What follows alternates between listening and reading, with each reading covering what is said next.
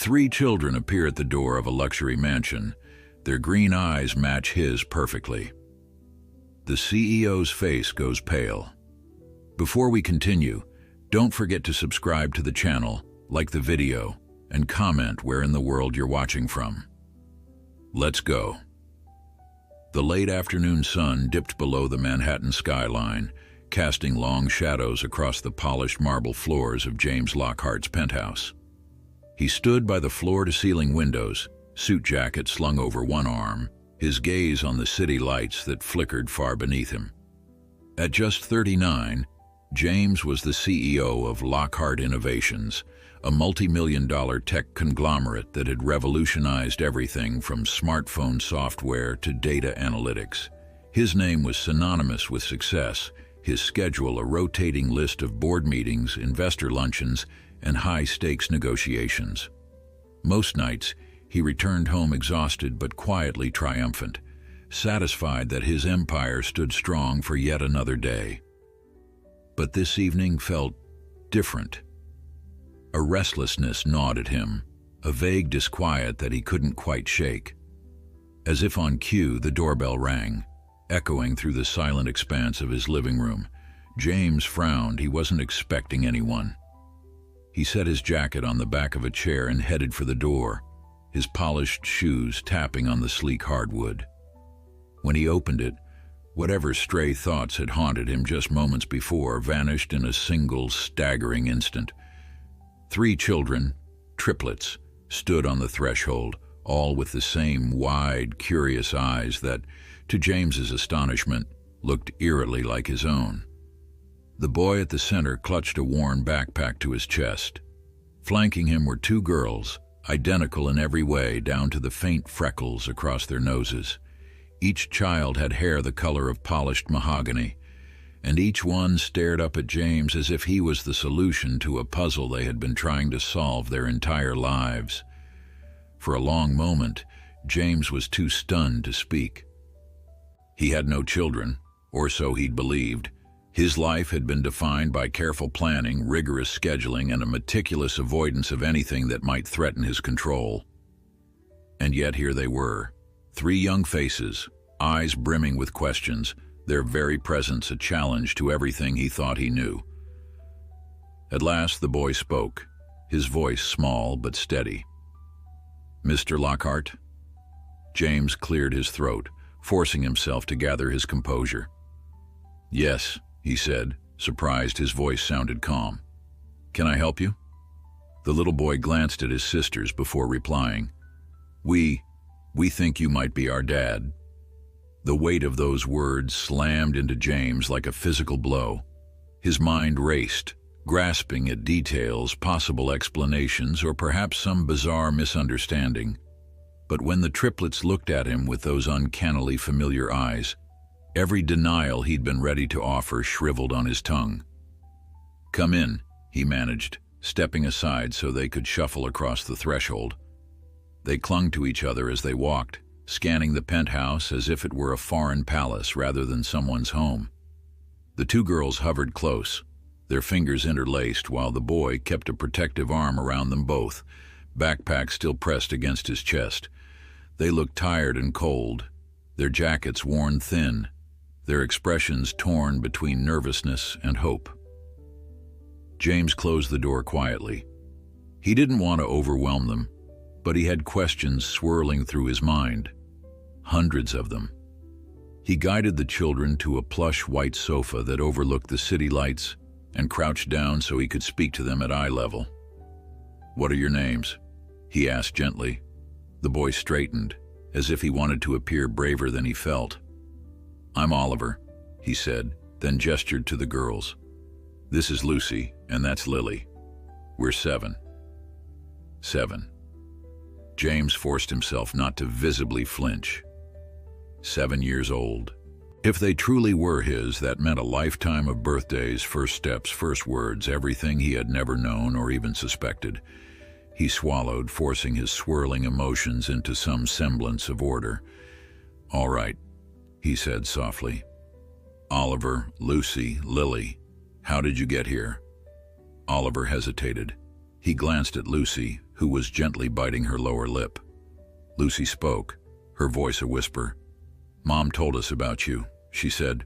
"She said you didn't know we existed, but that if anything ever happened, you—" She broke off, tears threatening to well in her eyes. Lily, the quieter of the two girls, clutched her sister's hand and finished the sentence with a quiver in her voice. "She said you might help us." James's heart pounded. He wanted to ask, "Where is your mother? Why didn't she tell me?" But he sensed the children were teetering on the edge of tears. These questions, as desperate as he was to have them answered, might be too much. So instead, he spoke gently. "Are you hungry?" he asked, trying not to let his voice shake. "Maybe we could talk over dinner." They nodded, relief flickering in their eyes. They looked like children who had been traveling for hours, perhaps longer. Oliver's backpack looked about ready to burst, as though it contained all their worldly possessions. James led them to the open concept kitchen, flipping on soft lights. He asked what they liked to eat. "Pizza?" And when they nodded shyly, he made the call. While they waited, James offered them water. Lucy and Lily sipped tentatively while Oliver held his glass with both hands, as if afraid to drop it. James could see the subtle way they darted glances at each other, exchanging unspoken reassurances. Triplets, three small souls who had no one to rely on but each other. How did you find my address?" James asked. Lucy looked at him. "Mom had a letter with your name on it. It said to come here if—" She swallowed. "If she couldn't take care of us anymore." The dread that James had been trying to push away began to solidify.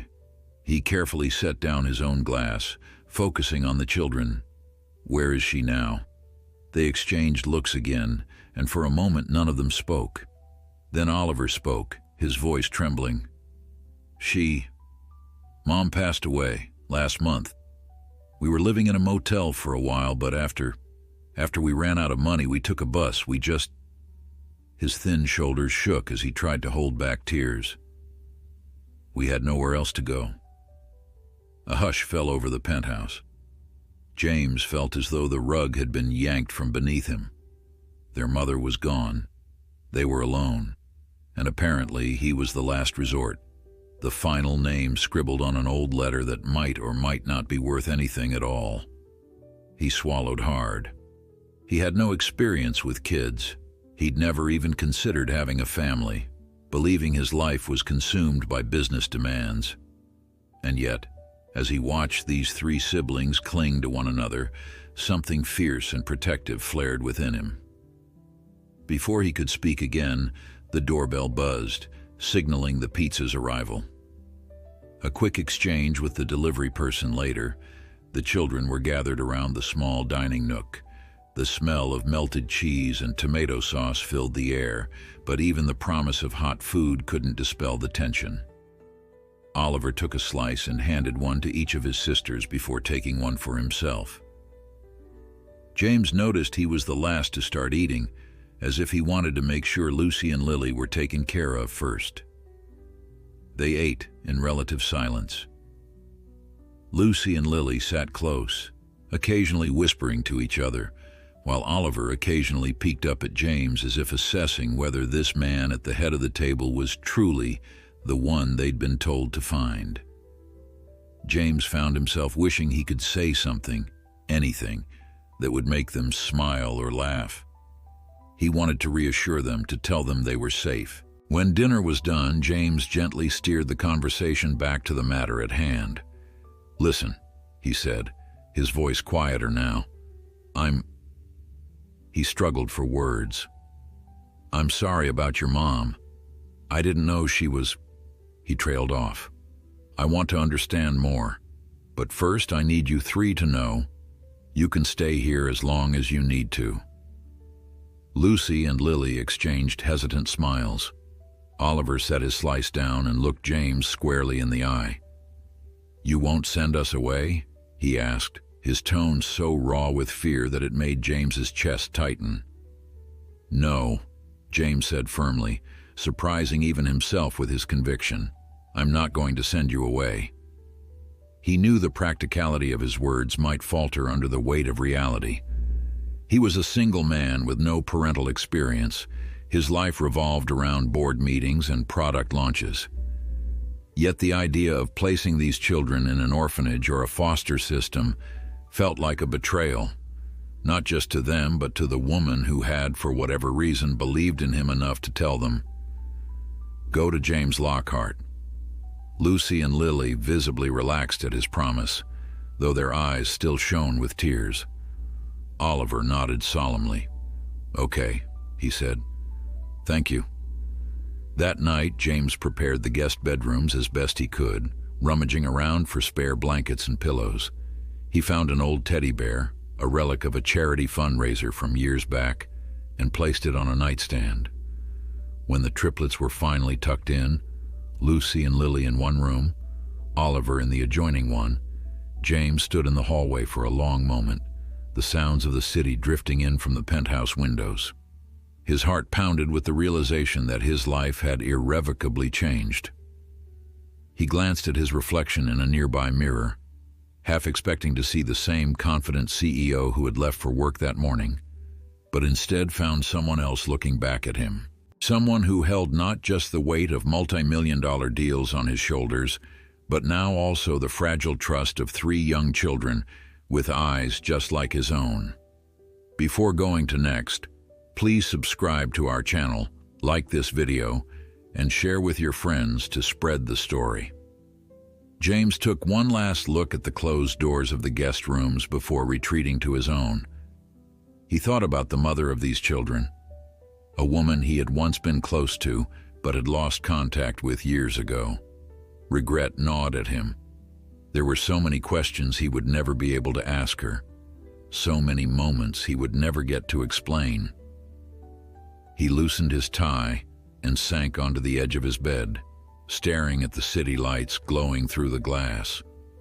He had built an empire on the principles of logic, strategy, and determination. Now, fate had handed him something that no business school or investor pitch could prepare him for: a sudden chance at fatherhood tangled in grief and unanswered mysteries. Tomorrow, he decided, he would have to start finding answers. He would call in favors, track down paperwork, do whatever it took to confirm the truth about these triplets who seemed so certain that he was their father. But for tonight, he allowed himself the smallest measure of peace. 3 children were safe in his home, sleeping under a roof that had once felt too large and too empty for just one person.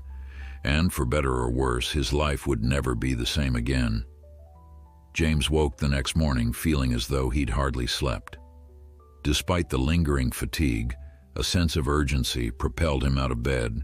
He dressed quickly, a crisp white shirt and dark trousers replacing the rumpled clothes he'd worn the night before. His reflection in the mirror gave him pause. There were circles under his eyes that hadn't been there yesterday, and his normally steady hands felt tense. 3 children, he reminded himself.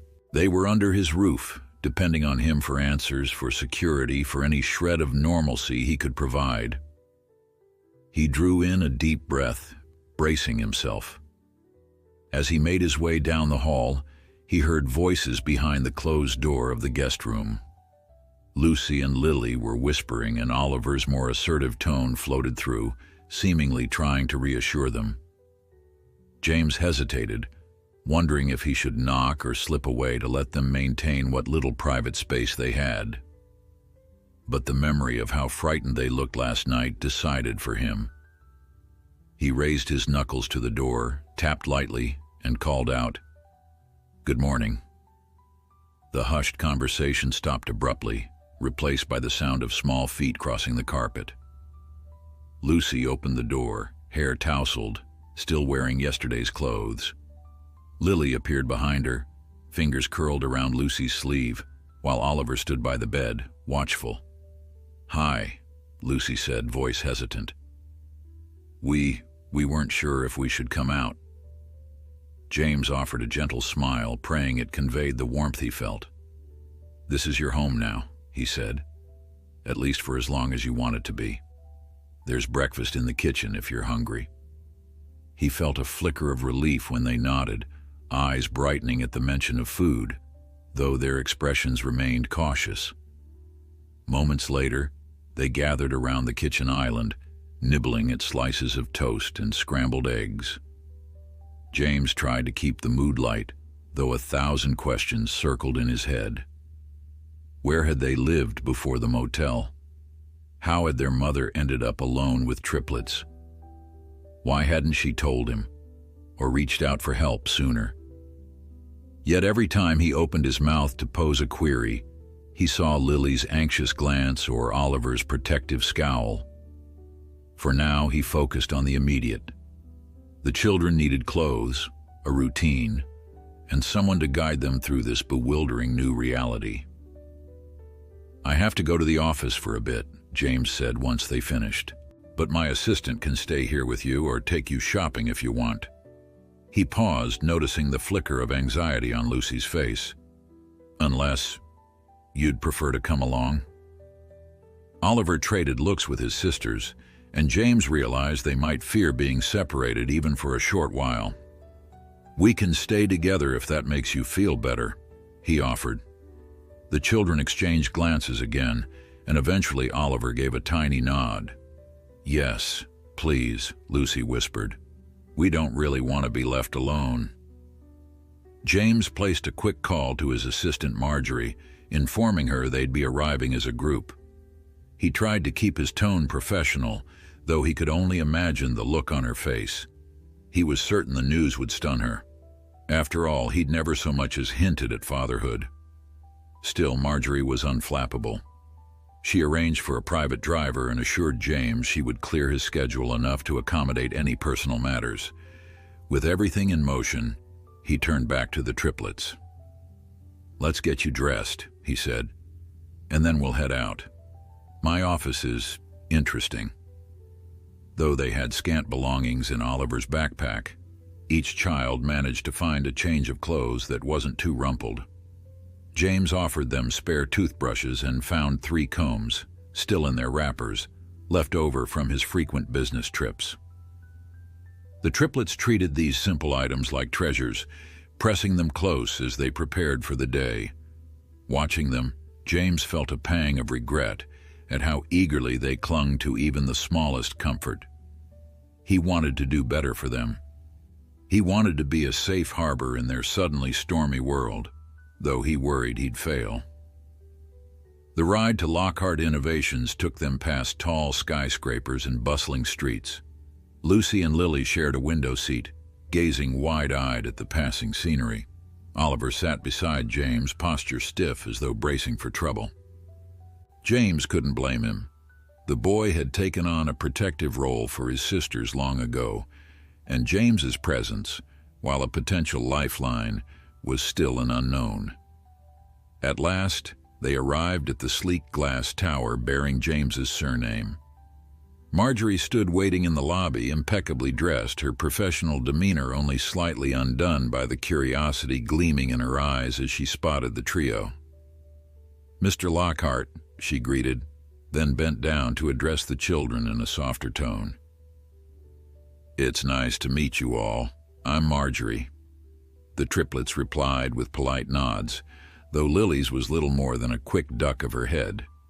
James introduced them by name, noticing how carefully Marjorie concealed her surprise. She led them through a side corridor away from the main hub where employees buzzed about. James normally thrived on the controlled chaos of his workplace, but today he needed to shield these kids from prying eyes.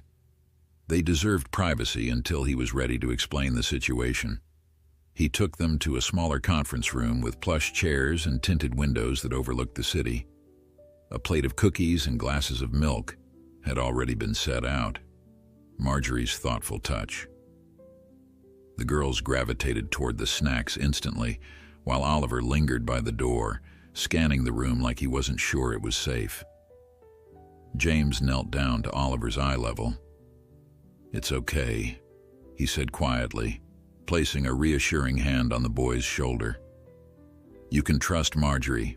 She's worked with me for years." Oliver relaxed slightly, though a trace of concern remained in his gaze. While the children settled in, James stepped outside to speak with Marjorie privately. In a hushed tone, he explained the bare bones, that these children might be his, that their mother had passed away, and that he needed immediate resources, legal advice, child services consultation, and even a forensic approach to verifying paternity. Marjorie's eyes widened, but she simply nodded, jotting down a list. "I'll make discreet calls," she said. "Also, I can reach out to your personal lawyer, have him start drafting any documents necessary." James exhaled, grateful. "Yes, please. And Marjorie, don't breathe a word of this to the press." When James returned, the triplets were quietly exploring the conference room. Lucy examined the paintings on the walls, Lily ran her fingers over the edge of the polished table, and Oliver stood at the window, taking in the skyscrapers that formed the heart of James's empire. It struck James how different their world must have been a few days ago. The shift from motel rooms to penthouse suites and corporate offices was unimaginable for a 7-year-old, let alone 3 children still reeling from their mother's death. He walked over to them, voice gentle as he asked, "You kids all right?" Lucy looked at him, eyes swimming with uncertainty. "It's all so big," she whispered, glancing beyond the glass. Lily nodded, echoing her twin's apprehension. Oliver simply turned from the window, shoulders tense. We don't know what's happening," he said. "Are you really our dad?" The question hung in the air, and James felt its gravity crush down on him. He took a step closer, choosing honesty over easy comfort. "I don't know yet," he admitted, "but I promise you, I'm going to find out, and no matter what the truth is, I'll take care of you, always, forever, truly." James could almost feel the weight of Oliver's questions still reverberating in the quiet conference room. "I don't know yet," he had told them, and though the words stung to say, they were true. He wanted to be certain, to offer absolute reassurance, but he wouldn't lie. Not now, not when trust was so fragile. Lucy and Lily were seated, each with a cookie clutched in a small hand, while Oliver stood beside James, trying to mask his anxiety with a stoic tilt of his chin. They looked at him with cautious hope, a silent plea for stability that tore at James's heart. He turned to Marjorie, who had remained outside momentarily to take a call. Now she appeared in the doorway, tablet in hand, her face a mix of efficient calm and sympathetic understanding. "Sir," she said, "I've arranged for your personal attorney to arrive shortly. He'll want to go over a few details." James nodded. He wanted the legalities in order. If these children were truly his, he refused to be caught off guard by any loophole, whether that meant filing for guardianship or something more formal down the line. He planned to be prepared. Oliver's gaze flitted from James to Marjorie, then back. "Is this about papers?" he asked softly, as if the idea of paperwork might dictate whether he and his sisters would be allowed to stay. James set a reassuring hand on the boy's shoulder. "I'm making sure that, no matter what happens, you 3 won't be left on your own again," he said, voice firm. "It's just some grown-up stuff to keep you safe." He spotted a spark of relief in Oliver's eyes, though the boy quickly masked it. Moments later, the attorney, Edward Price, walked in. He was a trim man in his late 50s, sharp-eyed behind thin spectacles. James had relied on Edward for numerous corporate matters, mergers, patent disputes, contract negotiations, but never something like this. Edward studied the 3 children, who peered at him apprehensively, before turning to James with a grave nod. "I can start by drafting temporary guardianship documents," he said quietly. "Under the circumstances, it's best if we establish your legal authority to care for them, whether or not paternity is confirmed." James agreed, though a part of him flinched at the notion that the children might not be his. Even so, it was a necessary step. "And the test?" he asked, trying to keep his voice neutral. Edward gave a short nod. I can expedite a DNA test. Confidential labs, minimal paper trail. We'll have an answer within a few days. He paused, glancing at Oliver, Lucy, and Lily with genuine kindness. Until then, we should make sure they're properly protected. Lucy shifted in her seat, picking at a stray thread on her shirt. Lily placed her cookie down on the table, suddenly looking too solemn for a child. James could feel the tension, the unspoken question thrumming beneath every breath. What if we're not yours? Lucy finally gathered the courage to speak. Will we have to leave if it doesn't match? She tried to sound brave, but her quavering voice betrayed her. James crouched beside her chair, ignoring the throbbing knot in his own stomach. No, he said. You have my word. We'll figure out what's best for you, regardless of what that test says. He reached for Lily's hand, too, though she withdrew slightly before letting him hold it. Oliver stood silent, his hands curled at his sides, seemingly torn between relief and lingering suspicion. Marjorie, sensing the children's unease, offered a gentle smile. How about I take you three on a quick tour of the building while Mr. Lockhart speaks with Edward, she suggested. Lucy and Lily's faces brightened at the idea of leaving the conference room. Oliver gave James a questioning look, and James nodded. Go ahead, he said softly. I'll join you soon. Once the children followed Marjorie into the hallway, James turned back to Edward. He waited until he was sure they were out of earshot before letting the tension in his shoulders rise. What do I do if this test is negative? He asked. The question emerged unbidden, laced with the anxiety he had been trying to suppress since the moment the triplets showed up at his door. Edward studied him for a moment, then answered carefully. Legally speaking, you're under no obligation to care for them if they're not biologically yours. But from the look in your eyes, I suspect that's not what you're really asking.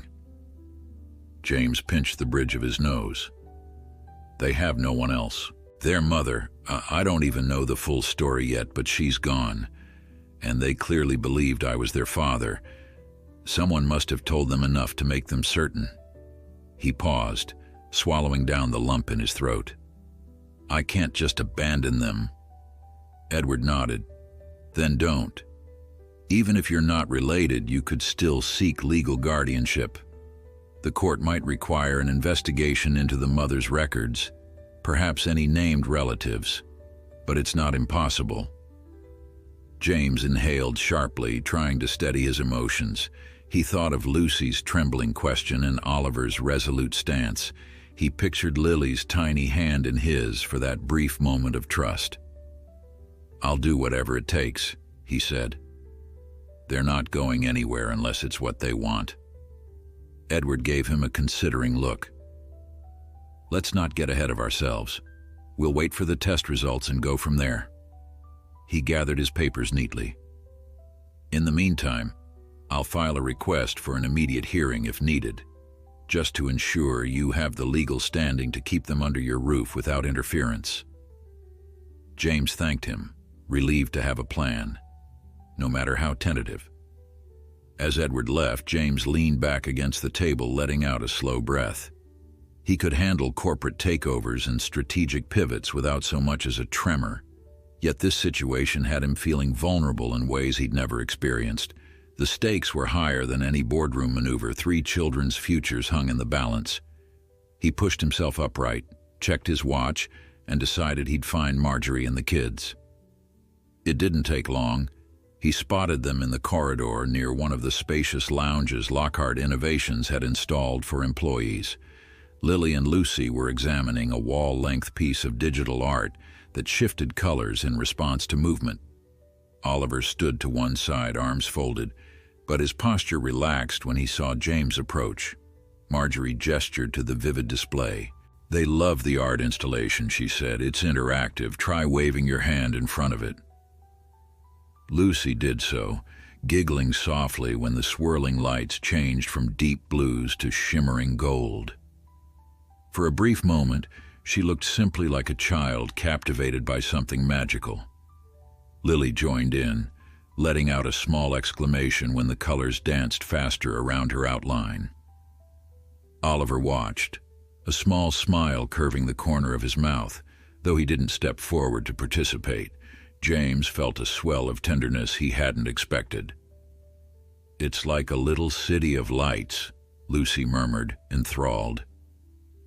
Lily nodded, glancing over her shoulder to see if James was watching.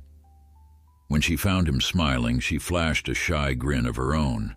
Oliver kept his distance, but James caught the warmth in the boy's eyes. Small progress, but progress nonetheless. They spent the next half hour walking through various departments, from product design to finance. Most employees had no idea who these children were, and James offered only polite nods when asked if they were visitors. By the time they headed back toward the conference room, Lucy and Lily each had a small bag of promotional goodies, keychains, notepads, and even a few Lockhart Innovation stickers, courtesy of friendly staff who couldn't resist the twins' wide-eyed interest. Oliver accepted a single pen, nothing more. Before they left the building, James guided them into a side office.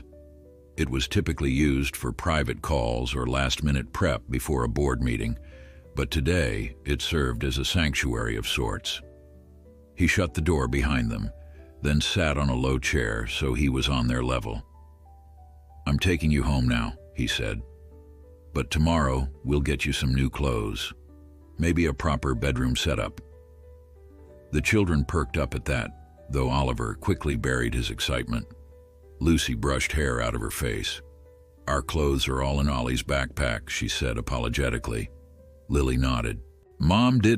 She didn't have much money," she added, her voice trembling. James reached out gently, remembering how they'd described living in a motel. "Don't worry," he said. "We'll figure everything out." He had no intention of embarrassing them, nor making them feel like a charity case. All he wanted was to provide what they needed, a place to call home, something stable to replace the chaos they'd known. On the drive back, Oliver finally broke his guarded silence.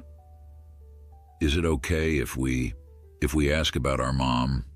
he said, voice cracking a little. "I mean, you knew her, right?" Lucy and Lily straightened in their seats, turning hopeful eyes on James. He hesitated, memory flashing back to the last time he'd seen Sophia, the children's mother. It had been nearly 8 years ago, just a few months before the timeline of their birth, if they were indeed his. She'd been fiercely independent, never letting him see beyond a certain veil of secrets. Back then, he'd respected her desire for privacy. Now he wondered if that privacy had been a shield for a life-altering choice. He cleared his throat. "I did know her," he said gently.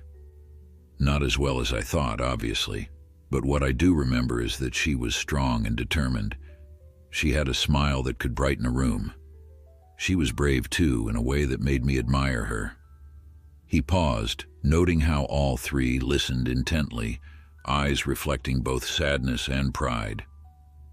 "If you want, I can tell you more stories. Maybe not tonight, but soon." Lucy pressed her lips together, struggling with the wave of emotion crossing her face. Lily reached for her sister's hand. Oliver stared at his sneakers. "Yeah," he said quietly. "We'd like that." The sun was beginning to set when they reached James's penthouse again. He ushered the children inside, relieved to see that Marjorie had already arranged for a few basic household items to be delivered: clean linens, toiletries, even a couple of plush toys for the girls, and a simple handheld game for Oliver. The triplets looked around, taking in the subtle changes.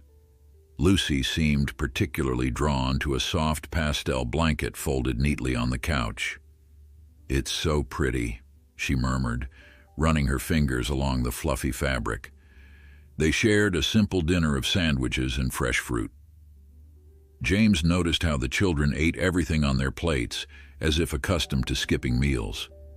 It made him wonder how many hungry nights they'd endured, especially after their mother passed away. Guilt whispered that he should have been there, that maybe he could have prevented their hardships. But the truth was, he hadn't known. He couldn't change that, no matter how fierce the regret.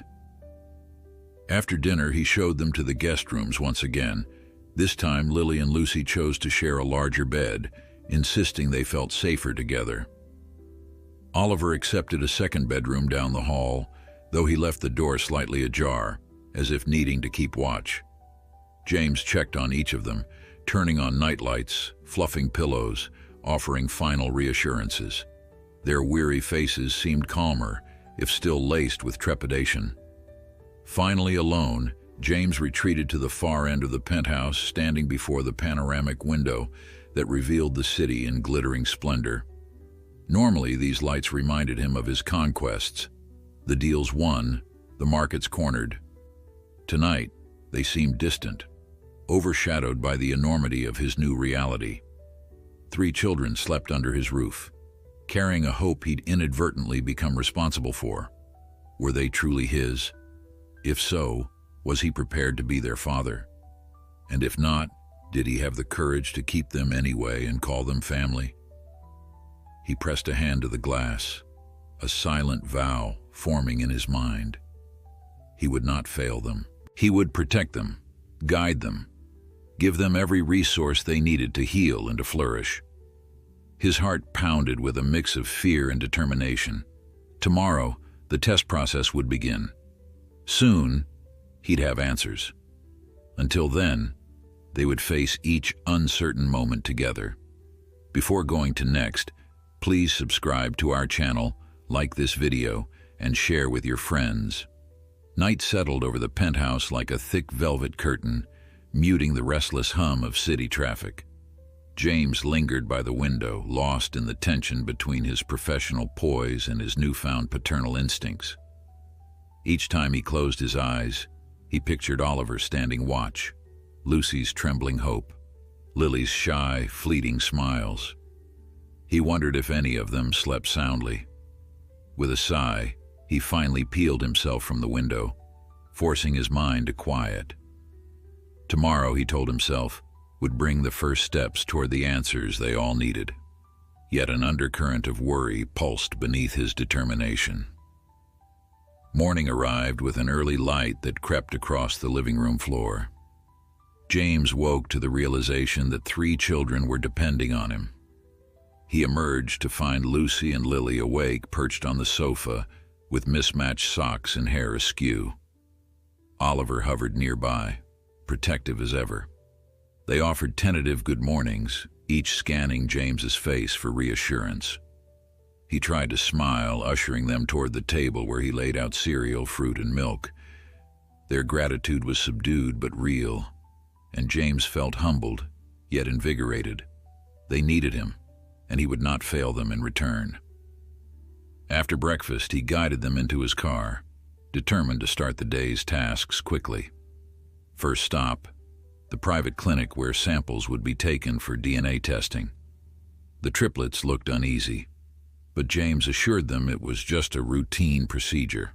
Lucy squeezed Lily's hand. Oliver stood rigid beside them. In the sterile waiting room, they sat close together, eyes darting to every unfamiliar face. James completed forms, heart pounding with each signature. Soon, a technician called their names. Each child disappeared briefly, returning with a cartoon sticker on their sleeve.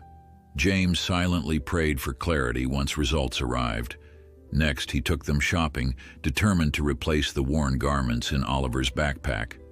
At a bustling department store, Lucy and Lily gazed wide-eyed at bright displays. Oliver hovered near James, uneasy about spending money. But James insisted, "You deserve clothes that fit, and it's my responsibility to make sure you have them." Slowly, the triplets allowed themselves to explore, selecting shirts, jeans, even pajamas patterned with rockets or flowers. At checkout, James caught the kids exchanging anxious glances until he gave them a reassuring nod. They departed the store better equipped for tomorrow, though the day's tension still lingered. Back at the penthouse, James directed them to settle into their rooms, encouraging them to arrange their new clothes in the drawers. He found Lucy methodically folding each item, while Lily chose to hang certain dresses. Oliver barely unpacked at all, pushing clothes into drawers as though he feared they might vanish. James hovered, torn between giving them space and offering guidance. Finally, he knelt by Oliver, quietly saying, "You're safe here. No one's taking these away." Oliver managed a small nod, though uncertainty shadowed his eyes. At last, they finished unpacking, leaving James feeling a flicker of guarded hope. In the living area, Lily perched on the couch, a nude teddy bear cradled in her arms. She looked up when James approached, her voice tentative. "Mr. Lockhart, may we watch a movie?" He smiled, relieved to see her initiating something. "Of course," he answered, handing her the remote. Lucy and Oliver joined them as Lily flipped channels, settling on a light-hearted cartoon. For the next hour, they sat in relative ease, gentle laughter occasionally bubbling up. James allowed himself a rare moment of calm, hoping that a fleeting sense of normalcy would anchor them all through this looming uncertainty. When the cartoon ended, James led them to the dining table where he reheated a simple pasta dish. The girls set out plates and cups while Oliver carried silverware, each child clearly accustomed to pitching in.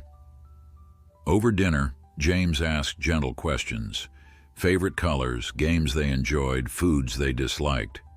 Lucy giggled at Lily's insistence she hated peas. Oliver revealed a surprising fascination with dinosaurs. Though fragments of tension remained, the meal felt almost like an ordinary family gathering, a glimmer of hope for something stable. James savored it, knowing they'd soon face whatever truth the tests delivered in time. After dinner, Lily and Lucy excused themselves to wash dishes, a chore they seemed determined to handle on their own. James watched from the kitchen threshold, touched by their independence. Oliver lingered at the table, fiddling with a paper napkin. Eventually, James joined him, resting a hand on the boy's shoulder. "How are you holding up?" he asked. Oliver shrugged, eyes fixed downward. "I just hope we won't have to leave," he whispered. James felt a twist in his chest. "You won't," he vowed. The boy peered up, uncertainty warring with a flicker of belief. That plea said everything, unspoken. Later, James found himself alone in his study, the door cracked slightly so he could listen for any sounds of distress. On his desk lay a small photograph from years past, a picture of him standing beside Sophia, the children's mother. Her smile had radiated warmth, and he recalled how that glow seemed to follow her everywhere. Now, he ached with regret. Could he have done something differently? Reached out when she vanished? He ran a hand through his hair, facing the truth that she'd hidden her pregnancy, fearing his reaction. Determination burned within him. These kids deserved closure, not mystery. With this resolve, he picked up his phone and dialed a contact he'd long avoided, Sophia's sister, Annabelle. He had only a vague number saved from years ago.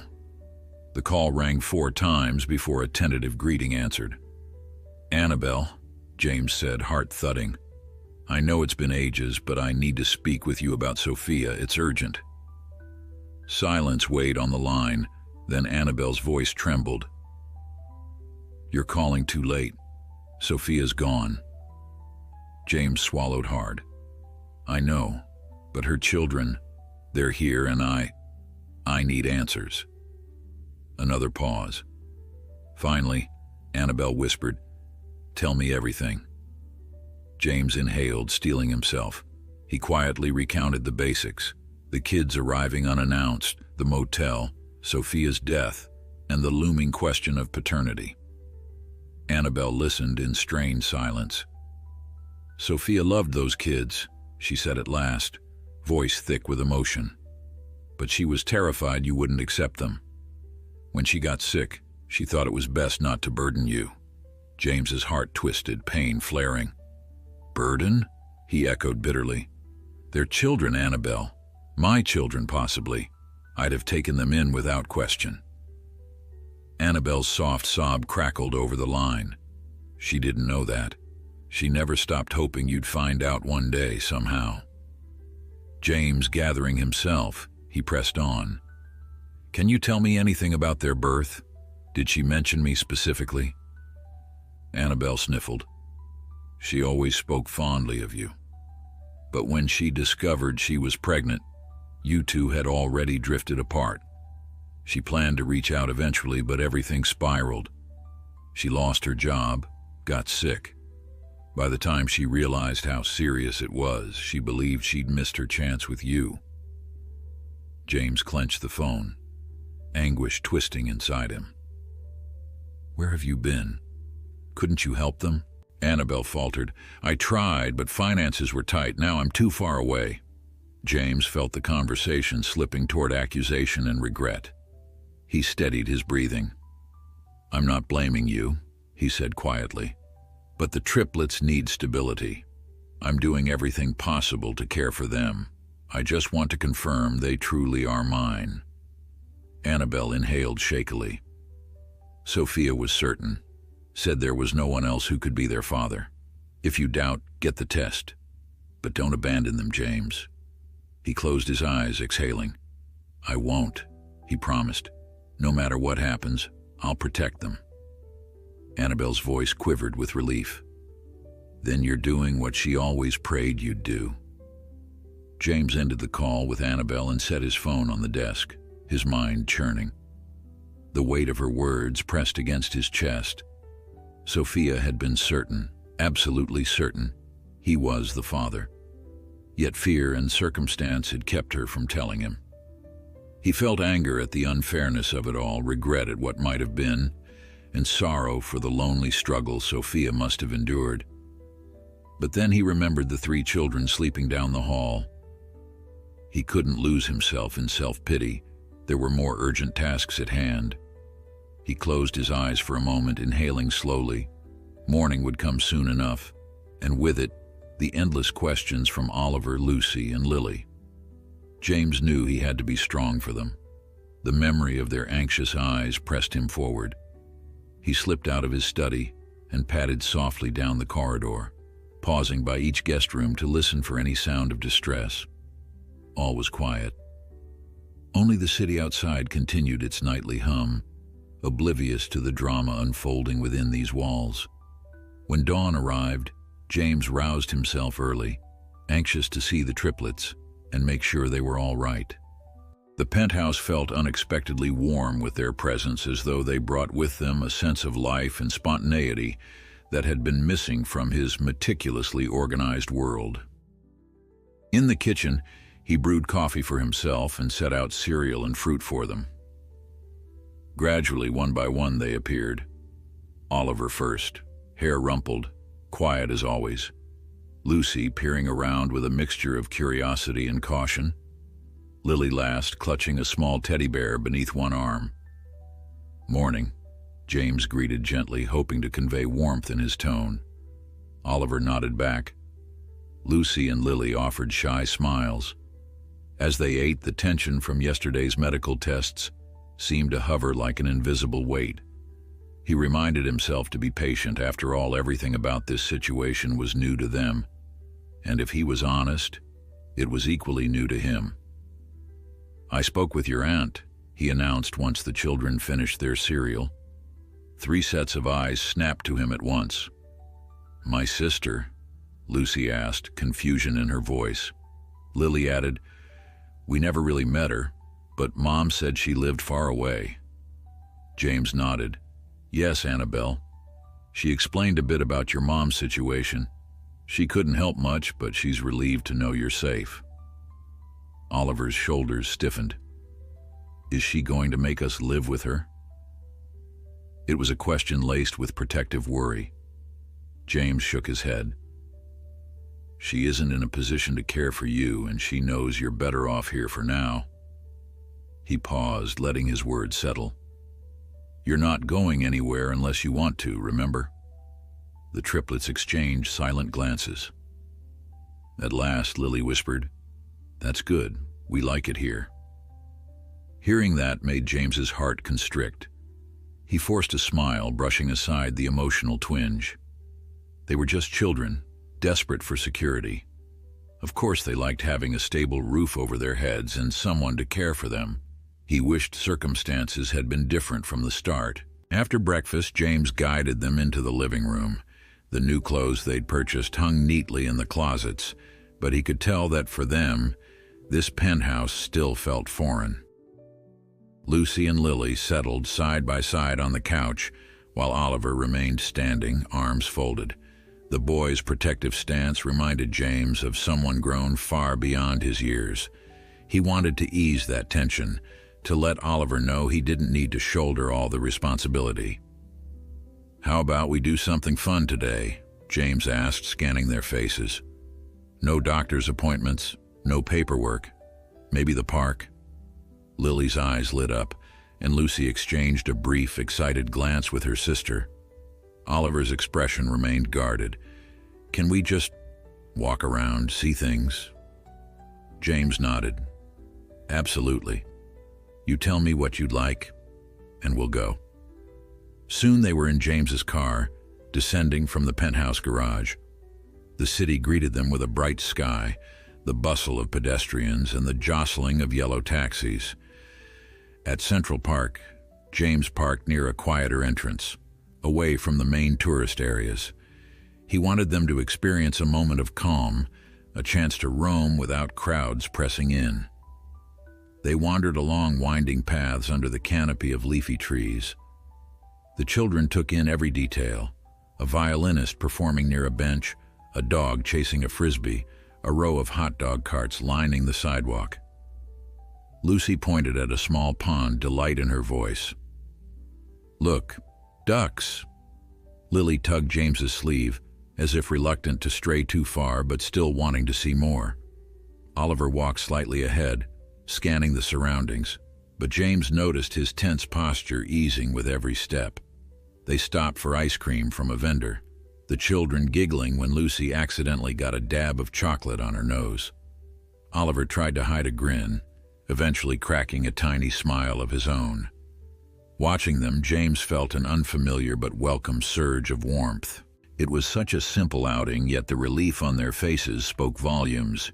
They were just kids, after all, kids who deserved to laugh and run and forget, at least for a while, the weight of uncertainty. Eventually, they found a spot of grass near a playground. Lily and Lucy gravitated toward the swings, and Oliver followed, keeping a watchful distance. James remained on a bench, observing them with a mixture of tenderness and worry. Perhaps the test would confirm everything, and he would be their father in name as well as in heart. But if it didn't, he shut his eyes for a moment, letting the tension drain. If it didn't, he thought, he wasn't prepared to lose them. That realization was both terrifying and oddly comforting. The day passed gently, each small moment building a bridge between the children and James. They strolled through the park's quieter trails, pausing at scenic overlooks. Lucy gathered fallen leaves in different shapes and colors, pressing them in a small notebook she insisted on carrying. Lily clung to James's hand whenever they passed a larger crowd. Oliver, for once, let himself slow down enough to admire an artist painting a watercolor scene. The boy stepped close, studying the brushstrokes with something like fascination. "Want to paint sometime?" James asked, stepping up behind him. Oliver shrugged but nodded slightly. "Maybe," he murmured, eyes on the canvas. James reached into his wallet, pulled out a bill, and discreetly handed it to the artist, who beamed and thanked them. Oliver's eyebrows lifted, and James offered a small grin. "Just supporting talent," he said. "If you ever want to try, we'll get you supplies." By late afternoon, the children started to tire.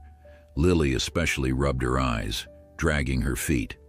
James led them back to the car, buckled them in, and headed home. During the drive, the kids dozed off, lulled by the hum of the engine. James found himself checking the rearview mirror often, absorbing each peaceful expression with a strange mix of protectiveness and longing. He'd never imagined having a family, but life had a way of upending expectations. Now, the idea of waking up each day to Lucy's bright curiosity, Lily's gentle sweetness, and Oliver's fierce loyalty felt vital in ways he couldn't explain. When they reached the penthouse, James carefully roused them. Lily yawned, stretching her arms overhead. Lucy clutched her notebook of leaves. Oliver blinked as if disoriented, then sat upright, reorienting himself in the enclosed parking area. "Sorry," the boy mumbled, embarrassment creeping into his tone. James shook his head. "No need to apologize. Let's get you upstairs for dinner." They trooped into the elevator, Lucy leaning against Lily's shoulder, Oliver's hand pressed to the small of his back. Their exhaustion was clear, and James wondered if it ran deeper than just a day at the park. Perhaps it was the cumulative fatigue of constant upheaval, the lingering weight of sorrow for their mother, the uncertainty of tomorrow's test results. He made a mental note to call Edward the next morning to check if the lab had any preliminary news. Up in the penthouse, he warmed a simple meal of pasta leftovers and sliced vegetables. They ate quietly this time, each child clearly preoccupied. Even Lily, who usually managed a soft comment or two, kept her gaze on her plate. When they finished, Oliver took the initiative, gathering dishes and rinsing them at the sink. Lucy began wiping the table, Lily helping with tiny sweeping motions. James tried to protest, telling them they were guests, not house staff, but Oliver was insistent. "We can do something," he said. "It's okay." He recognized that they probably felt uneasy, accepting so much generosity, especially from a man they'd only known a few days. Helping with chores likely gave them a sense of contribution, a semblance of normalcy. So he let them do it, stepping back and making sure they knew he appreciated their help. He realized, watching them, that they carried an extraordinary maturity for their age, no doubt forced by circumstances no child should endure. When they finally settled into the living room, Lucy turned on the television to a nature documentary. The gentle narration about forest animals filled the space. Lily sat close to Lucy on the couch, both sets of eyes following the images of deer bounding through tall grass. Oliver perched on a chair, posture stiff, though occasionally James noticed a flicker of interest cross the boy's face. James lowered himself onto the same couch, leaving space so the girls wouldn't feel crowded. It struck him how natural it felt, just sitting quietly in a shared space, letting the children find a modicum of comfort in routine. He almost jumped when his phone buzzed. Fishing it out of his pocket, he saw an unknown number. Probably a solicitor, he thought, or another vendor requesting a meeting. But something urged him to step away and answer. "Hello?" he said, voice hushed so as not to disturb the children. A woman's voice came through, crisp and businesslike. "Is this James Lockhart?" At his confirmation, she continued, "This is Dr. Hampton from the private clinic. We have preliminary DNA results regarding the 3 minors, Oliver, Lucy, and Lily." James's heart lurched. "You do?" He stole a quick glance at the kids. They were absorbed in the show. He slipped into the hallway. That was fast, he managed, pulse thudding in his ears. Dr. Hampton cleared her throat. "The lab expedited per your request. The initial tests indicate a high probability." She paused as if checking to be certain. "A 99.8% match to your sample. Mr. Lockhart, the children are yours." He closed his eyes, bracing a hand against the wall. Relief surged, so intense it nearly made him dizzy. "Thank you," he whispered, emotion tightening his throat. "Doctor." Hampton gave a courteous response and promised to forward full documentation within the next day. Then the call ended, leaving James standing there in silence, phone gripped tight. He inhaled, exhaled. They were his. More than just a guess, More than just a story told by relatives, this was scientific confirmation. He felt a swirl of triumph, guilt, relief, and elation. In the living room, he heard Lucy's soft laugh at something on the screen, Lily's cheerful agreement. Oliver remained quiet but present.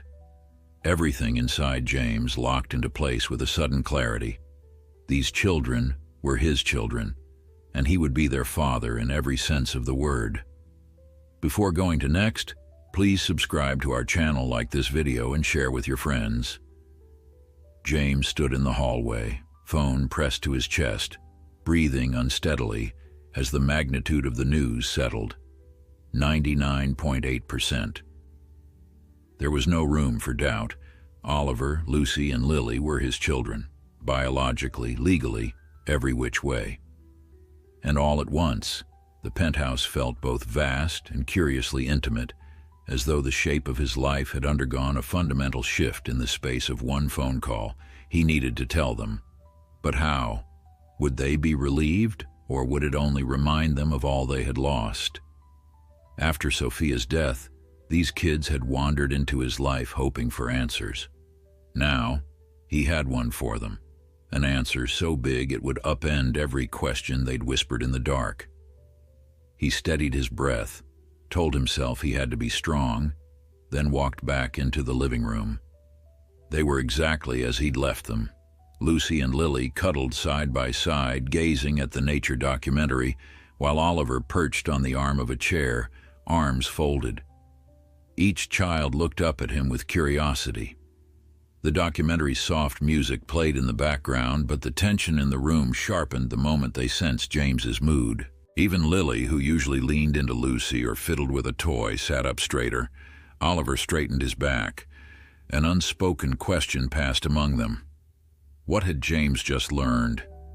He moved closer, clearing his throat. "Kids," he began, voice low but steady, "I just got a call from the clinic." Lily's eyes went wide. Lucy reached for her sister's hand, and Oliver's gaze bored into James, as though bracing for something painful. "I know I said the results might take a few days," James continued, "but they rushed them." He paused, letting that sink in. Nobody spoke. The hush reminded him of standing in a boardroom, waiting for the final sign-off on a massive deal. Except this time, what hung in the balance wasn't money or corporate strategy, but the hearts of 3 children. He drew a breath and forced himself to meet each of their gazes one by one. "The results show," he said gently, "that you're mine, my children." He could almost hear the collective heartbeat in the pause that followed. Lucy's mouth fell open. Lily pressed a hand to her chest, and Oliver's eyes flickered with something between disbelief and relief. None of them said a word, so James went on, voice trembling just a little. "We have scientific proof, but really..." He gave a shaky smile. "I guess I didn't need a test to tell me I care about you. Still, now we know for sure." A breath of air seemed to leave all 3 at once. Lily made a small, strangled sound, tears welling in her eyes. Lucy looked from Oliver to James, and back again, as though she needed their reactions to confirm it was real. Oliver's jaw tightened, and in that fleeting second, James saw the raw emotion the boy tried so hard to hide. Then, without warning, Oliver slid from the chair and stood before James, fists clenched at his sides. "So," Oliver's voice cracked, "so that means we don't have to leave, right?" James's chest constricted. Of all the questions in the world, that was the one Oliver cared about most. "No," he said, swallowing hard. "You're staying with me. This is your home now, as long as you want it to be. I'll do whatever it takes to make sure you're safe and happy." For an instant, Oliver just stared, and James wondered if the boy was about to cry, to shout, or to turn away. Instead, Oliver gave a jerky nod, then astonished James by stepping forward and wrapping his arms around his waist in a tight, desperate hug. James froze, startled, then eased his arms around Oliver's shoulders, heart twisting. Lucy and Lily immediately rushed over, and the group hug became a tangle of limbs and watery smiles, each child clinging to James like a lifeline. They stayed that way for a long moment. James felt Lily's quiet sobs against his side, Lucy's trembling hand clasping at his, and Oliver's head pressed against his chest. He blinked against the stinging pressure in his own eyes, determined not to break down in front of them. Something fierce and protective flared in him. They were his, and he would never let them doubt that again. Eventually, the children drew back, wiping tears and looking almost shy about the intensity of the moment. Lucy and Lily retreated to the couch, sniffling softly, while Oliver stood beside James, clearing his throat as though embarrassed. James let them settle, then softly asked, "Are you okay? Do you want to talk about it?" Lily tucked her feet beneath her. "We're just happy," she whispered. Lucy nodded, adding, "We were scared. We thought—" She broke off, twisting her fingers together. "We thought maybe you'd send us away if it wasn't true." Her voice wobbled, and James felt a surge of guilt at how real that fear must have been. "Never," he insisted. "I'd never have done that, but now it's official. No more wondering." Oliver drew in a breath. "So what happens next? Do we have to go to court? Is there a bunch of stuff we have to do?" His tone betrayed an almost adult sense of worry. James remembered the conversation with his lawyer, Edward. There would be legal steps to finalize custody, but the bigger priority was ensuring the children knew they had a permanent place in his life. "Edward's helping handle the legal side," James explained. "We'll file for me to be your legal guardian, unless you'd rather call it adoption, but that's up to you." He felt an odd flutter at the word adoption, the idea that it usually applied to children who weren't biologically related. Yet in some sense, adoption was the correct term here as well, because while the DNA link was there, they still needed a formal legal bond in the eyes of the court. He glanced at each child. Lucy blinked, as though the notion of being officially recognized as his daughter made it more real. Lily gave a small, hopeful smile. Oliver simply nodded once. They spent the next hour talking, with James guiding the conversation gently, answering whatever questions he could. Lily wanted to know if they could decorate their rooms. Lucy asked if James had any photos of their mother or stories he hadn't yet shared. Oliver, though quieter, wondered what James's work entailed, whether he'd still have time for them if he was so busy. James's chest tightened at that. "I will make time," he promised. "Everything else comes second now." Eventually, the emotional gravity of the day began to weigh on them. Lucy and Lily started yawning, leaning into each other for comfort, while Oliver's eyes drooped. James suggested they change into pajamas and unwind for the night. As they shuffled off, he slipped away to call Edward, letting him know the results were in. 100% mine, he said, voice subdued yet resolute. Edward congratulated him, then launched into practicalities. New birth certificates, official guardianship paperwork, a request for expedited hearing in family court. James listened, scribbling notes on a pad, aware that each bureaucratic step was necessary to cement their security. After the call, he glanced toward the children's rooms. The idea of them sleeping alone, uncertain, spurred him into motion. He knocked lightly on Oliver's door, receiving a low, "Come in." Oliver sat on the edge of the bed, wearing fresh pajamas James had bought just the day before. The boy stared at the floor, lost in thought. "Hey," James said softly, stepping inside. "Everything okay?"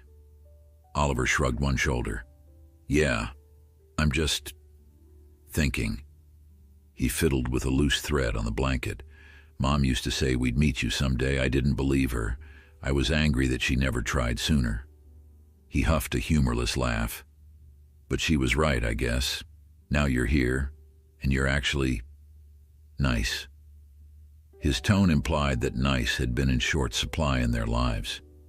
James approached the bed and lowered himself to sit beside Oliver, careful not to crowd him. Your mom, from what I've heard, was doing her best. I wish she'd told me sooner, but that doesn't change what we have now. He placed a hand on Oliver's shoulder. I'm here for you, for Lucy and Lily too, always. Oliver glanced up, eyes shining with a gratitude that he clearly tried to hide. He nodded once, then murmured, "Okay, thanks." It wasn't an outpouring of emotion, but the sincerity in his voice spoke volumes. James left Oliver to rest, then tapped on the girl's door, hearing a soft giggle in response. Inside, Lucy and Lily were sitting cross-legged on the bed, flipping through the small notebook Lucy used to hold leaves and scribbles. They looked up with innocent curiosity. "Good night, you two," James said gently, stepping into the warm glow of the bedside lamp. "Anything you need before I turn off the light?" Lily rubbed one eye. "No, we're fine. Right, Lucy?" Her twin nodded. "We're good," Lucy agreed. She hesitated, then added, "Thank you for telling us about the test." James smiled. "You had every right to know. And now it's official. I'm your dad." Hearing himself say it out loud sent a small thrill through him. The girls giggled again, exchanging a glance that made James's chest warm. "You sure are," Lucy said, a hint of teasing in her voice. "Guess you're stuck with us." "Best thing that could have happened," James said, honest to the core. He turned off the light, leaving only a soft glow from the hallway. Before closing the door, he looked back to see them huddled together, whispering in excitement, maybe about the day they'd had or the possibilities ahead. The sweetness of the moment struck him so powerfully that his throat tightened. He shut the door slowly, letting them keep that bubble of sisterly closeness. In the quiet corridor, James paused, reflecting on how drastically his life had changed in mere days. The empire he had built seemed secondary now, overshadowed by 3 small hearts that needed him more than any corporate board or team of investors ever could. He thought of all the responsibilities and challenges that lay ahead, the legal processes, the emotional hurdles, the day-to-day demands of raising children. Yet for the first time in a long time, purpose filled him with a depth he hadn't known he was missing. He made his way back to his bedroom, the city lights illuminating the space in pale streaks.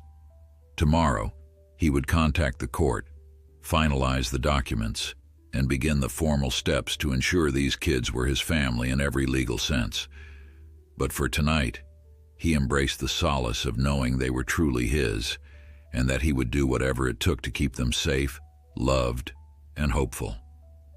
The realization felt like a promise made not just to them, but to himself.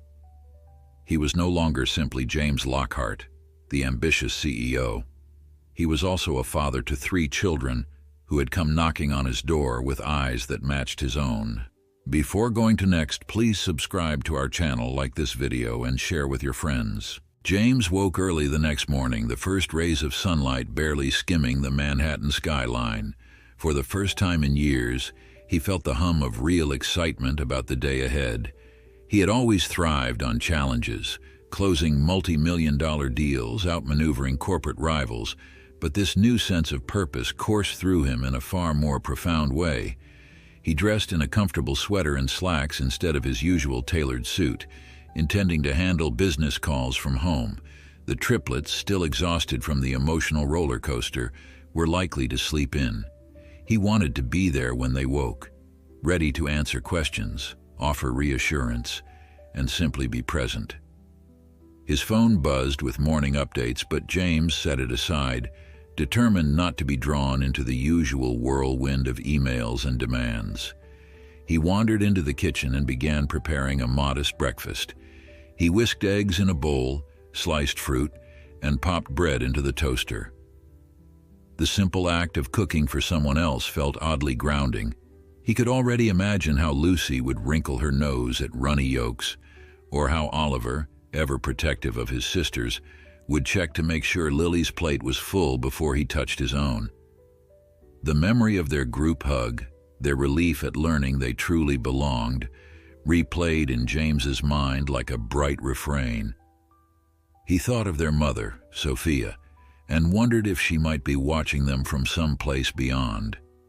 Despite the swirl of grief and regret, he hoped she would be proud of how their story was unfolding. Half an hour later, muffled footsteps announced the children's arrival. Lucy and Lily were the first to appear, their matching pajamas decorated with tiny stars. Lucy's hair stuck out in wild tufts, while Lily clutched a stuffed teddy under her arm. They both paused in the kitchen doorway, blinking in surprise at the sight of James cooking. "Morning," he said, smiling at them. "Hope you slept well." Lucy mumbled a shy greeting, while Lily yawned and nodded, eyes drifting to the plates on the counter. Moments later, Oliver shuffled in, hands shoved deep into the pockets of his sweatpants.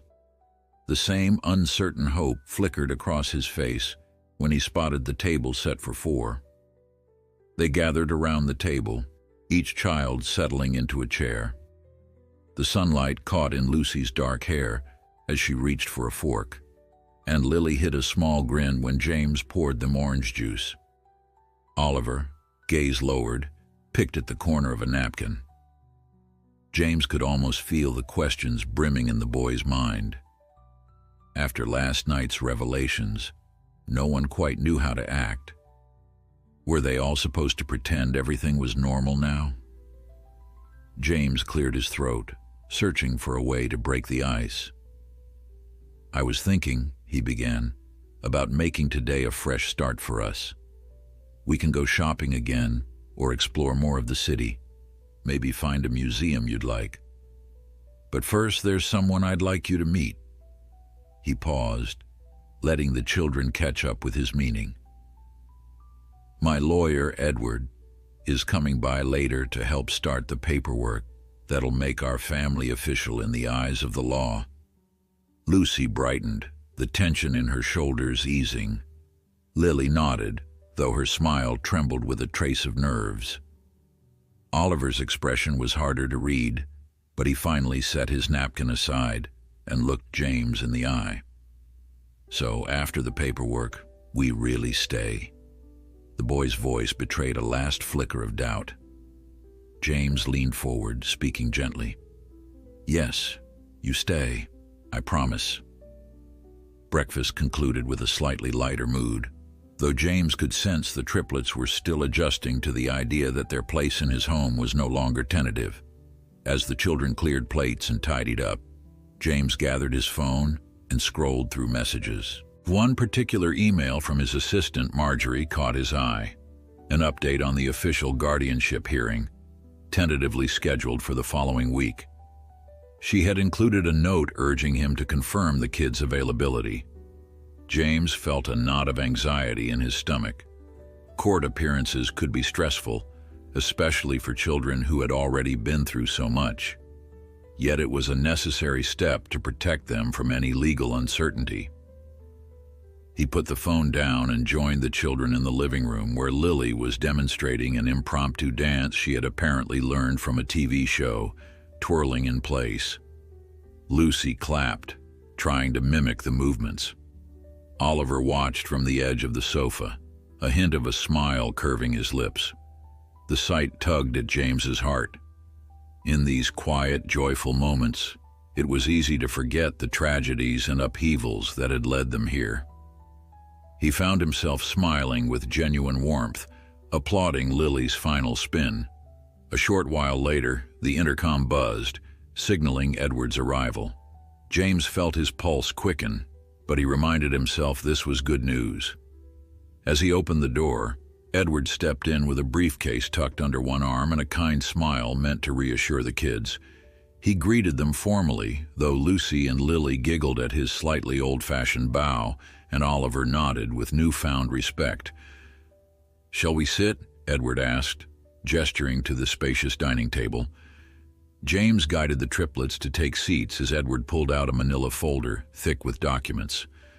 These are the preliminary forms, Edward explained, spreading them out.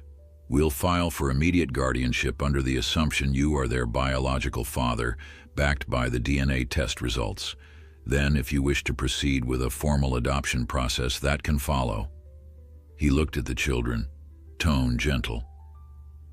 This might sound intimidating, but I promise it's just paperwork to make sure you can all stay together.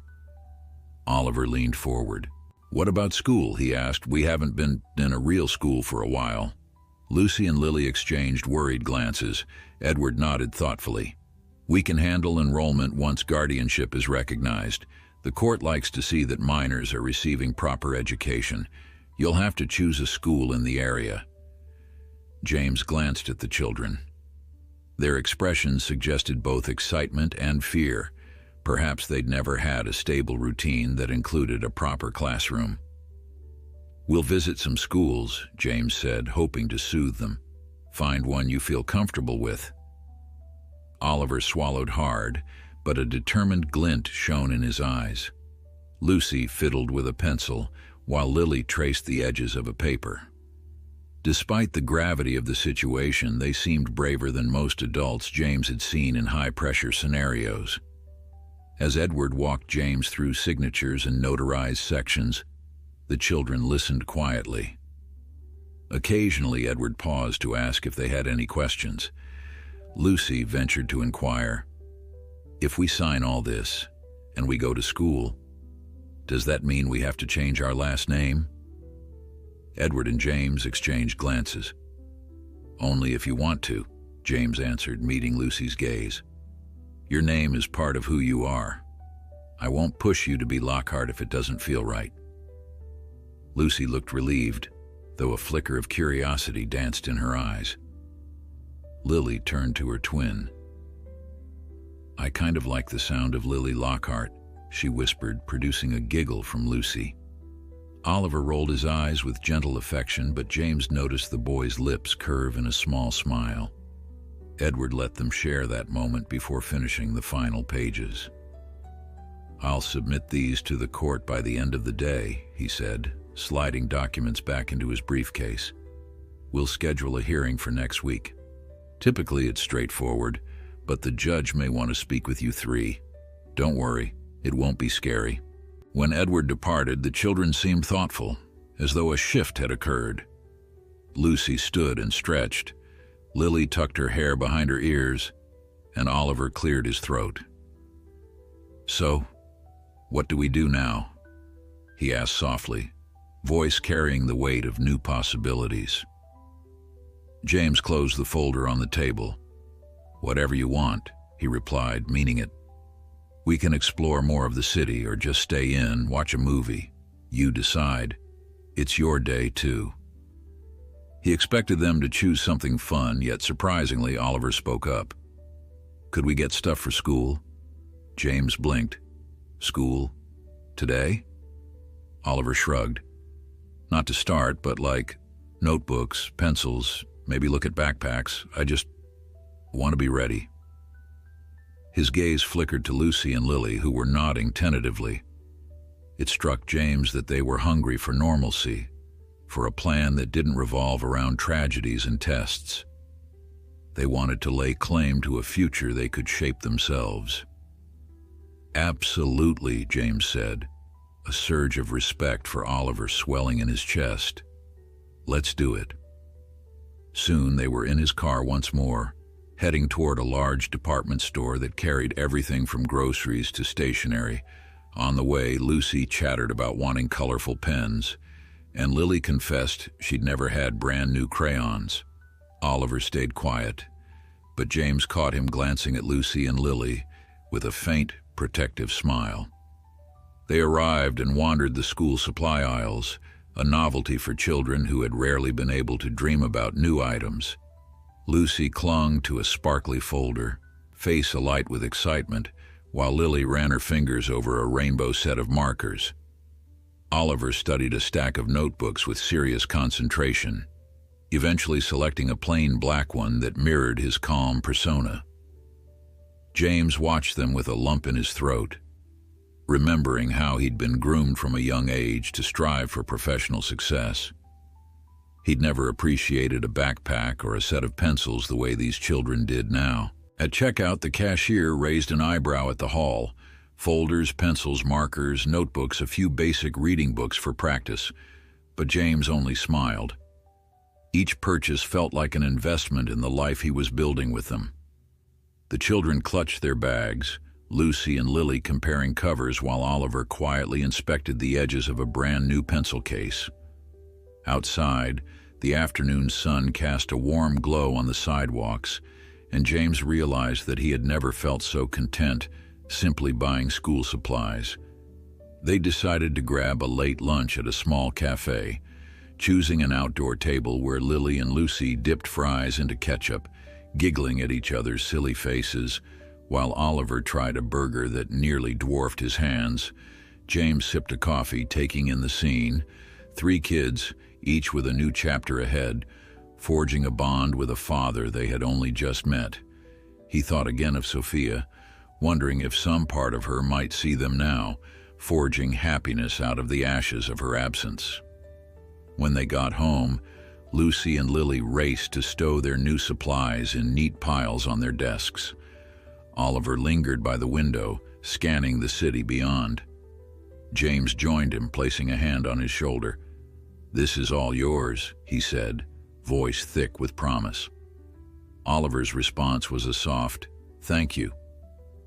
Just 2 words, but in them, James heard the echo of countless nights Oliver must have stood guard over his sisters, waiting for hope to arrive, and now perhaps it finally had. Before going to next, please subscribe to our channel, like this video, and share with your friends. That evening, the penthouse hummed with quiet anticipation as James and the children finished unpacking their new supplies. Lucy and Lily knelt side by side in the hallway, carefully labeling notebooks with a rainbow of markers, while Oliver remained in his bedroom, sliding each piece of stationery into place with deliberate care. James watched them from the door, reflecting on how swiftly their presence had transformed his once sterile living space into a home. He had always prided himself on efficiency, yet here he stood, deeply moved by the everyday sight of children preparing for a future he never imagined. When Lucy finally popped into the living room, bright-eyed and clutching a binder covered in sparkly stickers, James realized that in a single week he had become far more than a corporate titan. He had become a father. Morning arrived with a hazy glow, but James was already awake, sipping coffee and scanning a short list of schools recommended by Marjorie. She had curated options based on class size, academic rigor, and supportive environments. But James still felt the pressure of choosing correctly. It struck him that he knew precisely how to analyze market trends and foresee business challenges. Yet selecting the right school for 3 children, each with unique personalities, felt like navigating unfamiliar territory. Still, he resolved to tackle it with the same focus he gave his most critical negotiations. Over breakfast, he gathered Oliver, Lucy, and Lily around the table, spreading out brochures and explaining each school's advantages. Lucy asked about art programs, while Lily inquired shyly if they had a music club. Oliver sat in pensive silence, flipping pages without comment.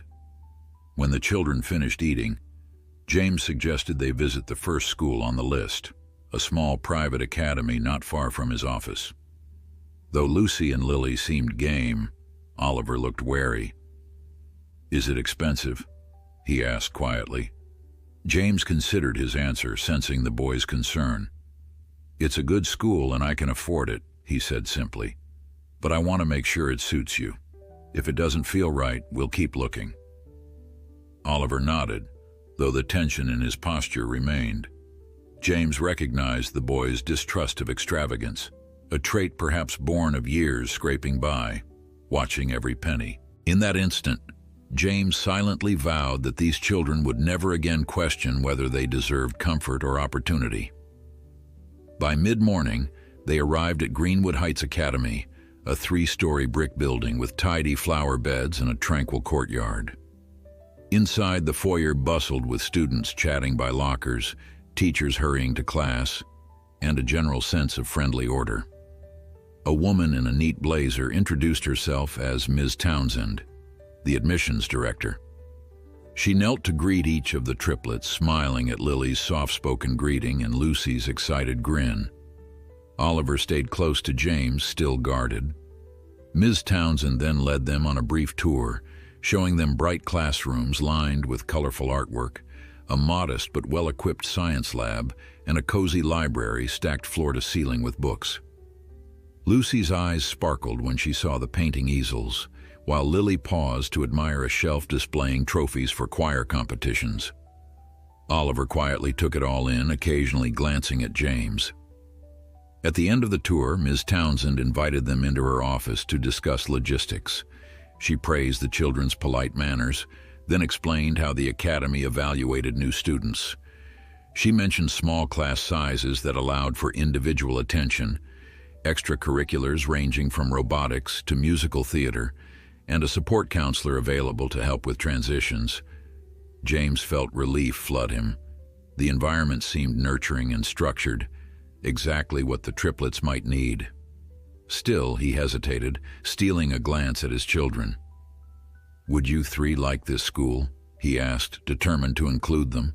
Lucy nodded enthusiastically. Lily shrugged but looked intrigued, while Oliver merely said, "It's nice." James suspected that for Oliver, trust would take time. Still, Ms. Townsend appeared pleased by their reactions, urging James to fill out preliminary paperwork so they could schedule an assessment date. Bearing a renewed sense of hope, they left the academy with pamphlets and bright new possibilities. During the ride home, Lucy chattered about painting classes, Lily carefully studied a flyer about choir auditions, and Oliver gazed out the window, deep in thought. James decided not to pressure them for immediate decisions, aware they needed space to process. Once back at the penthouse, the triplets scattered to their rooms, stowing the brochures among their newly acquired notebooks and supplies. James lingered in the hallway, reflecting on how drastically his life had shifted. It wasn't the stock market or quarterly reports commanding his attention anymore. It was the fragile trust of three young souls, each forging a path toward a tomorrow he was determined to brighten. After a quick lunch, James gathered them in the living room to discuss the upcoming custody hearing. He explained that they might meet a judge who'd ask about their well-being and whether they felt safe. Lucy's eyes flickered with apprehension. Lily's fingers twisted in her shirt hem, and Oliver grimaced. James assured them it wasn't an interrogation, but a conversation to confirm they wanted to stay. With quiet determination, Lucy spoke up. "We'll tell them we want to be with you." Lily nodded agreement. Oliver simply stated, "We're not going anywhere else." Their conviction fueled James's confidence. Whatever the legalities, they were bound by something more meaningful: faith in each other. That afternoon, James led the children through a simple but revealing exercise. He found an old family photo album, dusted from neglect, and invited them to sit around the coffee table. He showed them pictures of his parents, long-lost relatives, even snapshots of a younger James forging early career steps. Lily giggled at his outdated hairstyles. Lucy marveled at a beach vacation scene, and Oliver studied each face as though memorizing the features of an extended clan. In return, the triplets opened up about fragments of memories with their mother, snippets of bedtime stories, laughter shared over cheap motel dinners, and fleeting glimpses of a happier time. As they talked, James realized just how deeply he longed to fill the void Sophia's absence had left. Evening approached, and with it came a phone call from Edward. He had managed to secure a court date sooner than expected, just 3 days away. James exhaled, feeling both relief and nerves. After he hung up, he explained the timeline to Oliver, Lucy, and Lily, each child responding with a mix of anticipation and apprehension. Still, the knowledge that closure was near brought a quiet resolve to their little family. They prepared dinner together, pasta with fresh vegetables, and the simple act of cooking side by side became a testament to how well they worked as a team. Lucy stirred the sauce, Lily set the table, Oliver kept an eye on the timer, and James found himself guided more by love than expertise. Before bedtime, Oliver asked if they could walk to the rooftop garden, a space James rarely visited. Curious, James agreed, and they rode the elevator upward, stepping out onto a landscape terrace ringed by the glowing skyscrapers.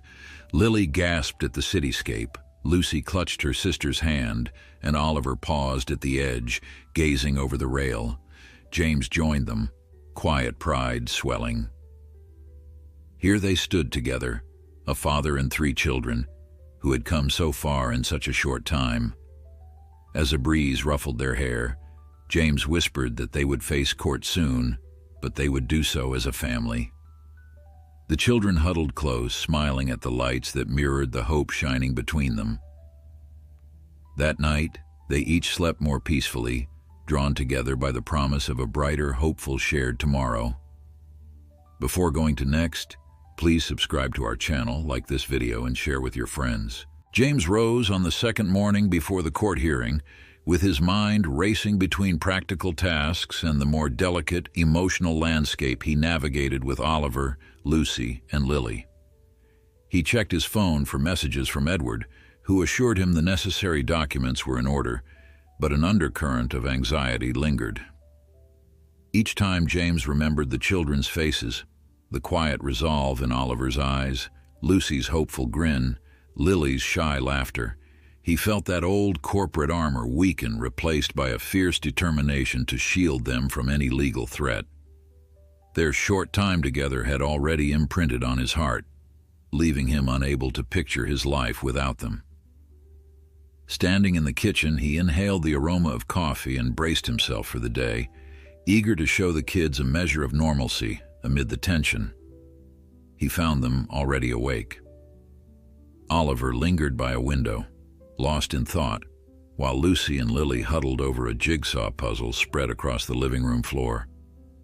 The soft morning light revealed 3 children, poised between lingering traces of grief and flashes of excitement for what each new dawn might bring. James quietly joined them, offering soft words of greeting. Lucy beamed and pointed to a tricky puzzle piece she wanted help with, and Lily slid aside to let him kneel next to them. Oliver turned, acknowledging James with a small nod. Nobody spoke of the hearing, yet the unspoken reality bound them all. Time was short, and they were determined to face the process as a family. In this transient calm, James felt gratitude blossom despite the unresolved questions. Over breakfast, James mentioned that Edward would drop by later to finalize documents for the upcoming hearing. He tried to sound casual, but each child paused, absorbing the reminder. Lucy traced the rim of her orange juice glass, Lily went still, and Oliver's fork hovered over his plate. James offered a reassuring smile, explaining the judge simply wanted to ensure their choice was clear. He reminded them that honesty mattered most, that they could speak openly about everything they'd experienced since arriving at his door. Slowly, Lucy exhaled, her shoulders softening. Lily resumed nibbling toast, and Oliver gave a resolute nod. If fear lingered, it remained unspoken. They finished their meal in a subdued harmony, washing dishes together in a gentle dance of bumped elbows, quiet thank yous, and unspoken solidarity.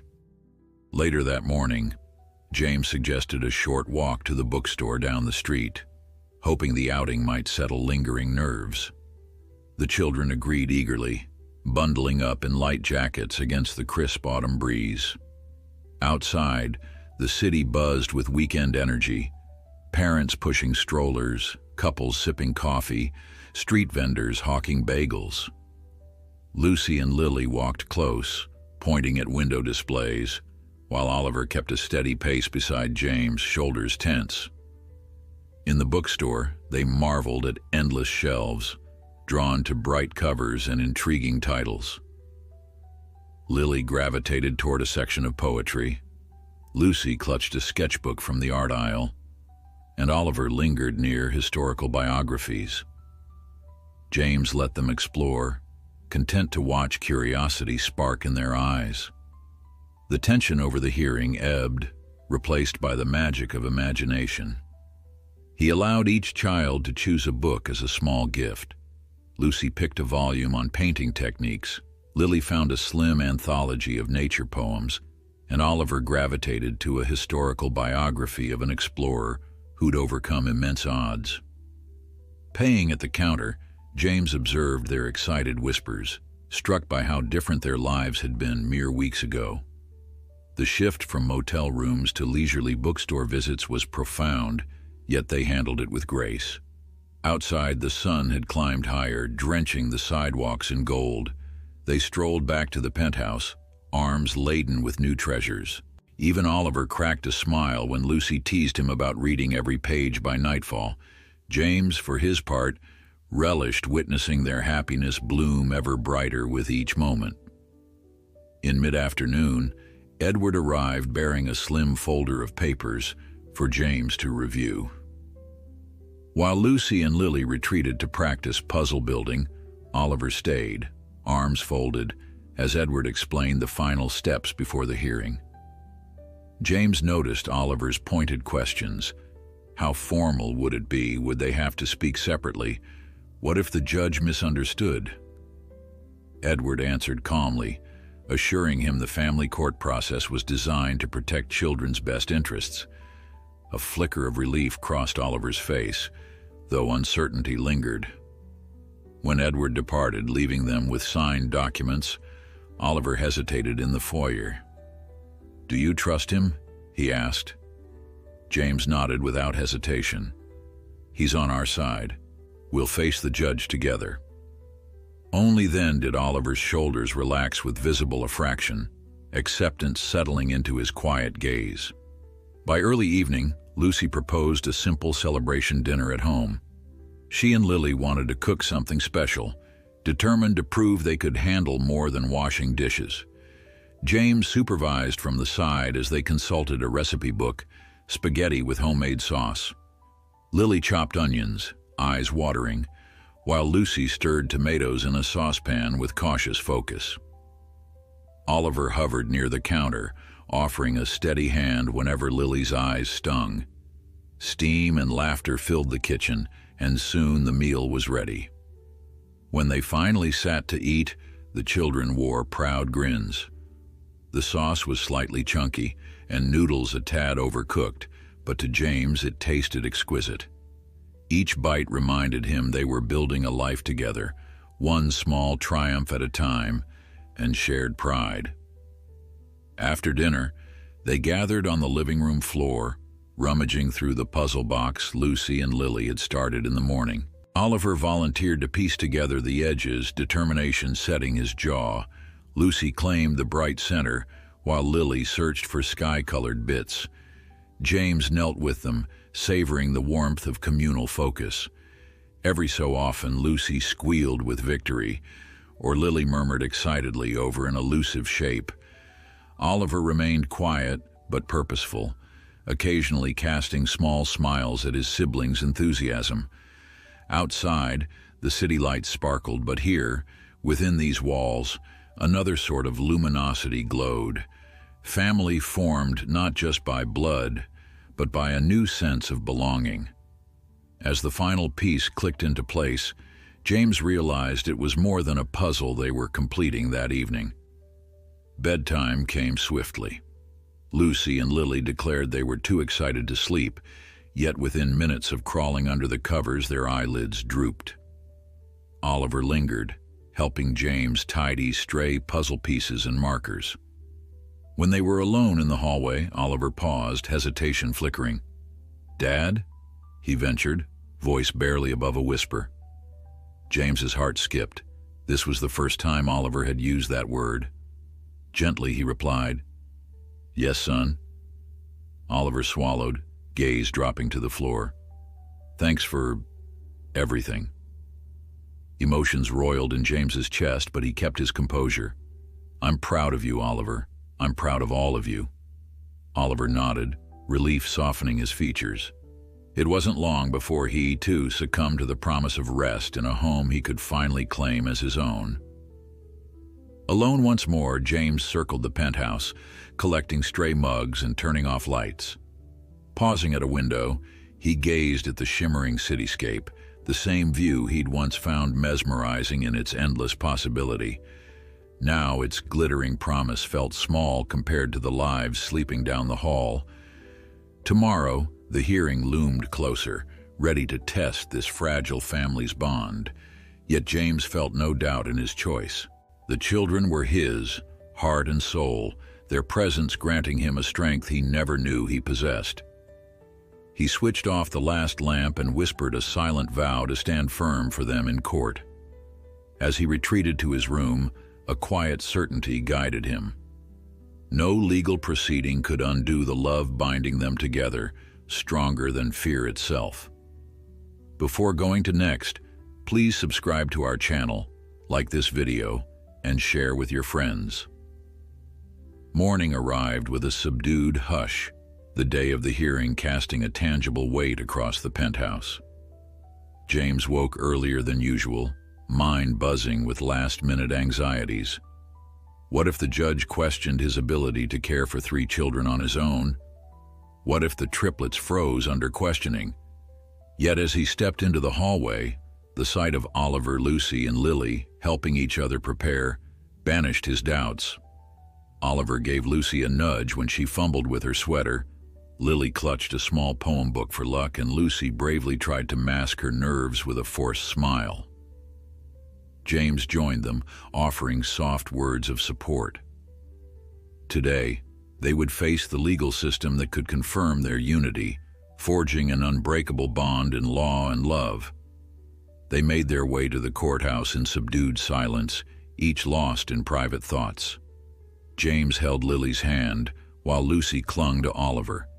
The building loomed, with solemn architecture, marble floors reflecting their apprehensive faces as they passed security. Edward met them in the lobby, greeting the children gently before leading them toward the assigned courtroom.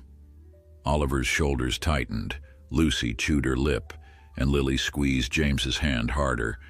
James himself felt adrenaline spike, a new blend of protective resolve and anxiety. He moved slowly, ensuring nobody felt rushed. At the door, Edward offered a calming nod. Inside, a judge would review the paperwork, ask a few questions, and hopefully finalize the guardianship. Drawing a breath, James guided his 3 children forward, determined to shield them from every fear. The room itself felt smaller than James expected, with polished benches and a raised platform where the judge presided. A clerk motioned them to sit, and Edward offered reassuring murmurs as they settled.